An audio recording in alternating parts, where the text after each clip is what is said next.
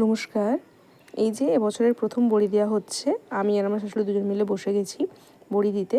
যেহেতু আমার শাশুড়ি আর আমি দুজনেই ওয়ার্কিং উমেন, তো সেহেতু আমাদের দুজনের রোজ সময় হয় না বড়ি দেওয়ার।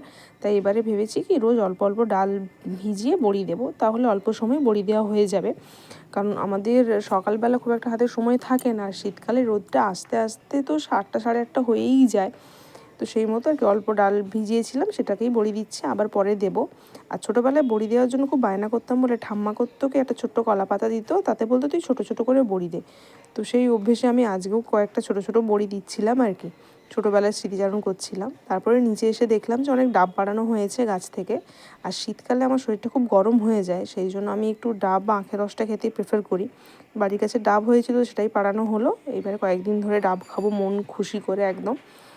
আর সত্যি বলতে ডাবের থেকে আখের রসটা খেতে আমার বেশি ভালো লাগে, কিন্তু গাছের ডাব এটাও ভালো। তারপরে স্নান সেরে টিফিন করলাম, ঘুগনিটা যদিও কালকের, শুধু একটু পকোড়া ভেজেছিলাম। তারপরে এই যে দুপুরে লাঞ্চ করছি, আর বড়ি দেওয়ার জন্য কলা পাতা কেটে নিয়ে এসেছিলাম, যদিও সেটা লাগেনি, তাই জন্য সে কলা পাতাতেই আজকে সবাই মিলে ভাত খেয়েছি আমরা। আর এই যে ডালটা দেখুন, চিকনি শাক দিয়ে ডাল। আর এইটা হচ্ছে কালকের চাটনি, বললাম না বেশিরভাগ কালকের জিনিসপত্র দিয়ে আজকে খাবারটা হয়েছে বড়ি দেওয়ার জন্যই আর কি। তারপর বিকেল নাগাদ একটু খিদে পেয়ে গেছিলো, তাই জন্য একটু স্যান্ডউইচ বানিয়ে খেয়েছিলাম, বাইরে বসেই খাচ্ছিলাম আর কি, শেষে রোদটা একটু এনজয় করছিলাম। আর রাত্রিবেলা ছিল একটু পোলাও আর মাংস, যদিও এই পোলাওটা বাবার বাড়ি থেকেই এসছে। আজকের মতো এটুকুই, টাটা।